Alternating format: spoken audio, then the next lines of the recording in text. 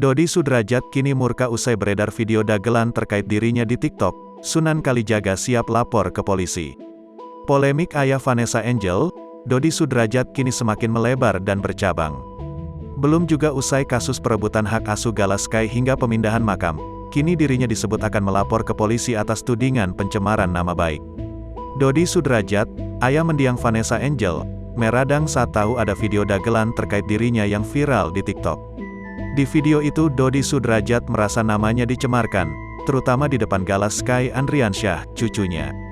Dikutip dari wartakotalive.com, Dodi Sudrajat menduga, video viral itu dibuat Fuji, adik mendiang Bibi Ardiansyah yang selama ini mengasuh Galaskai Andriansyah. Ini biadab banget, kata Dodi Sudrajat di kawasan Brawijaya, Kebayoran Baru, Jakarta Selatan, Kamis, tanggal 23 Desember tahun 2021, malam. Menurut Sunan Kalijaga, pengacara Dodi Sudrajat, video tersebut sudah melanggar hukum. Video itu keji, yang membuat tidak ada hati nurani. Padahal Pak Dodi ini kakeknya Galaskai, kata Sunan Kalijaga. Video tersebut dianggap telah melanggar UU ITE, kami akan mengambil langkah hukum dan melaporkan ke polisi, ucap Sunan Kalijaga.